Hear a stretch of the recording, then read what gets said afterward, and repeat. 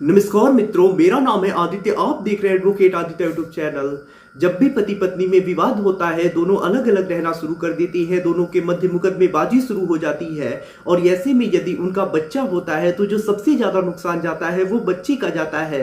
क्योंकि पति पत्नी में जब विवाद उत्पन्न होता है, दोनों अलग होते हैं, दोनों डिवोर्स लेते हैं, तो ऐसे में जो पति होता है वो भी कहीं शादी कर लेता है और अपना जीवन व्यतीत करने लगता है। जो माँ होती है वो भी कहीं शादी कर लेती है और उसके बाद अपना जीवन व्यतीत करने लगती है। लेकिन जो बच्चा होता है उसे माता पिता दोनों का प्यार नहीं मिल पाता है, उसे किसी एक ही का प्यार मिलता है। इस वजह से उसका बचपन छिन जाता है और उसे सबसे बड़ा नुकसान जाता है। होता यह है अधिकतर मामलों में कि जब भी पति पत्नी के मध्य विवाद होता है, पत्नी अपने मायके जाती है और यदि बच्चा होता है तो वो बच्चे को अपने साथ लेके चली जाती है। और ऐसे में जो पत्नी होती है फिर बच्चे को पिता से नहीं मिलने देती है। जो पिता होता है वो चाहता है कि वो अपने बच्चे से मुलाकात करे या फिर बच्चे की चाइल्ड कस्टडी पा जाए या फिर कभी कभी ही उससे मुलाकात कर ले, उसे अपना लाड प्यार दे सके। लेकिन जो माँ होती है वो बच्चे से साफ मिलने ही नहीं देती है, इस पे रोक लगवा देती है, इसके लिए लड़ाई झगड़ा करना स्टार्ट कर देती है। तो ऐसा आपको कभी नहीं करना चाहिए। और यदि आप कानूनी रूप से बच्चे की कस्टडी लेना चाहते हैं, उससे मिलना चाहते हैं, तो ऐसे में चाइल्ड कस्टडी का आपको केस करना पड़ता है। ये काफ़ी लंबी प्रक्रिया हो जाती है और ऐसे में आपको कई दिक्कतों का सामना करना पड़ जाता है, एक लंबा मुकदमा लड़ना पड़ जाता है। लेकिन आज की इस वीडियो के माध्यम से जो चीज़ आपको मैं बताऊंगा वो बहुत आसान रास्ता बताऊंगा। यदि आप चाइल्ड कस्टडी लेना चाहते हैं या फिर आप बच्चे से मिलना चाहते हैं, कभी कभी उससे मिलना चाहते हैं, वीडियो कॉल करना चाहते हैं या फिर बच्चे की कस्टडी ही लेना चाहते हैं, तो ऐसे में मैं आपको एक ऐसा आसान और सटीक तरीका बताऊंगा जिस तरीके के माध्यम से आप अपने बच्चे की कस्टडी ले पाएंगे या फिर बच्चे से जब चाहे तो मिलने का आदेश करा पाएंगे। और जो चीज आपको मैं बताऊंगा वो हिंदू मैरिज एक्ट में दिए गए एक प्रावधान के तहत बताऊंगा। तो ये जो जानकारी मैं आपको देने वाला हूं वो बिल्कुल नई जानकारी है और बच्चे की कस्टडी से संबंधित है। तो ऐसे में जिनके भी बच्चे हैं और वो अपने बच्चों से मिलना चाहते हैं, उनका साथी जो है वो बच्चे को लेके चला गया है, उन्हें नहीं मिलने दे रहा है, तो ऐसे में ये वीडियो उनके लिए काफी ज्यादा इंपॉर्टेंट है। तो चलिए अब इस जानकारी के बारे में डिटेल में समझ लेते हैं। तो चलिए वीडियो को शुरू करते हैं। जिनका भी सपना है पीसीएसजे एग्जाम को क्रैक करके जज बनने का, अब वो अनअकैडमी के साथ जुड़ के अपने इस सपने को बहुत आसानी से पूरा कर सकते हैं। अभी अनअकैडमी पे आरजेएस और एचजेएस के लिए रैपिड रिवीजन सीरीज स्टार्ट की गई है, जिसमें करण संगवान सर, वैष्णवी बंसल मैम और फैजान खान सर के द्वारा आपको नॉलेज दिया जाएगा। जिसमें टॉपिक होगा important topics of HJS and RJS, RJS local law, HJS local law. इन सारी चीज़ों का आपको ज्ञान दिया जाएगा जो बहुत आसान शब्दों में और आसान भाषा में आपको दिया जाएगा, जिससे आपको ये सारी चीज़ें बहुत आसानी से समझ में आएंगी। और साथ ही साथ अनअकैडमी पे आरंभ किया गया है free test series for RJS and HJS exam 2021। इस फ्री टेस्ट सीरीज में आप मॉक टेस्ट दे सकेंगे। ये जो आपके मॉक टेस्ट होंगे वो शेड्यूल वाइज होंगे, जिन्हें आप स्क्रीन पे देख सकते हैं। तो अनअकैडमी के माध्यम से आप इन सारे मॉक टेस्ट को दीजिए और अपनी तैयारी को और ज़्यादा हार्ड बनाइए, जिससे कि आप अपने सपने को पूरा कर सके।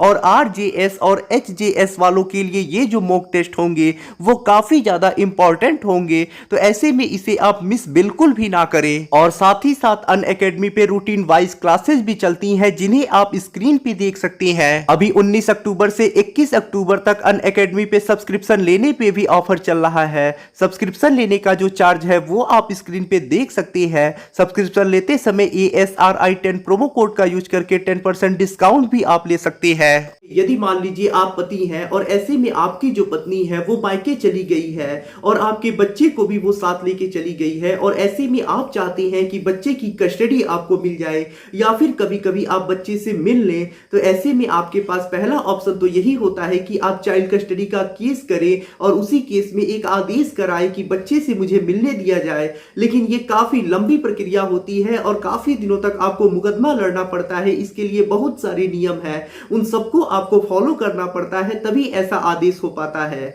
लेकिन हिंदू मैरिज एक्ट के सेक्शन 26 में ऐसा प्रोविजन किया गया है कि जो न्यायालय है वो बच्चे की अभिरक्षा यानी चाइल्ड कस्टडी को लेके आपको कोई आदेश दे सकता है।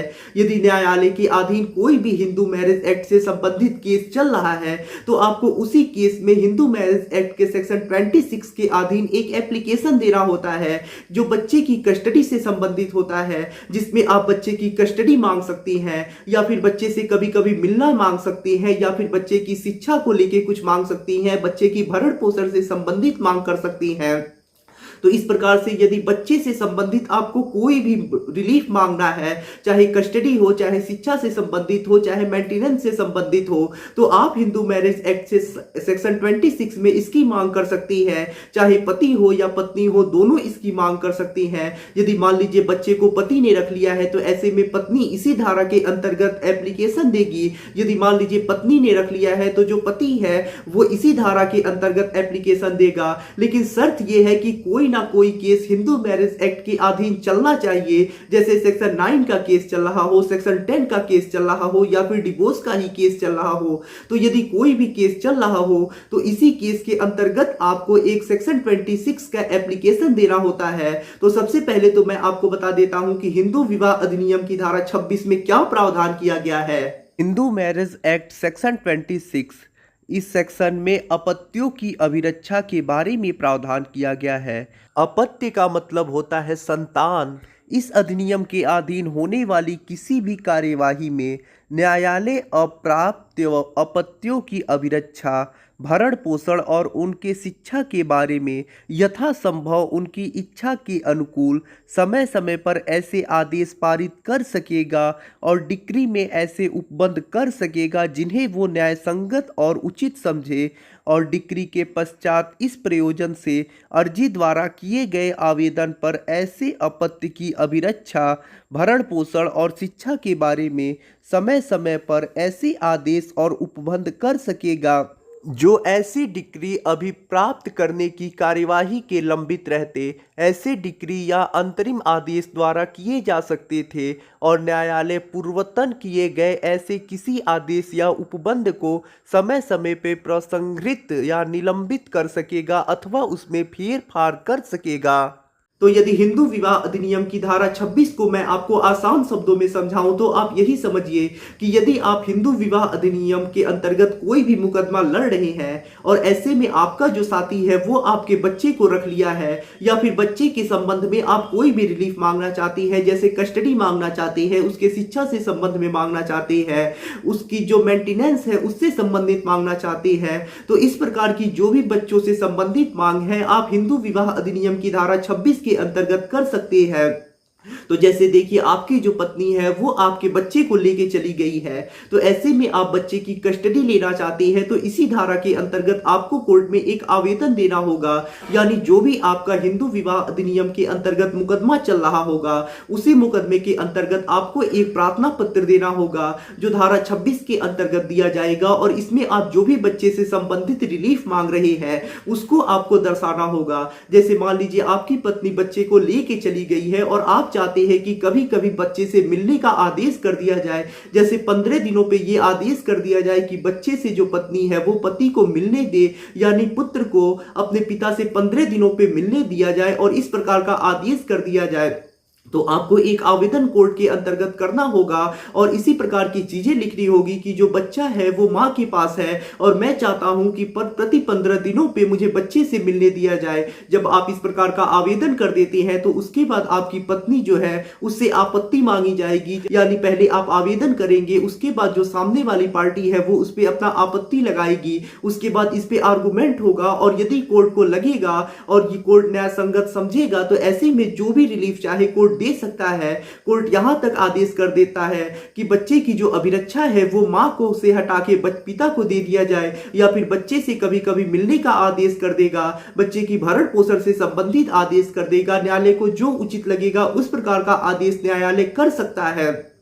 तो बच्चे की कस्टडी से लेके यदि आप केस करना चाहते हैं, बच्चे की कस्टडी प्राप्त करना चाहते हैं, बच्चे से कभी कभी मिलना चाहते हैं, तो ऐसे में जो भी आपका हिंदू मैरिज एक्ट से संबंधित केस चल रहा हो, उसी केस के अंतर्गत आपको एक एप्लीकेशन लगाना है, जो एप्लीकेशन धारा 26 के अंतर्गत लगाया जाएगा। और जैसा मैंने आपको बताया उसी प्रकार से आपको आवेदन करना होगा।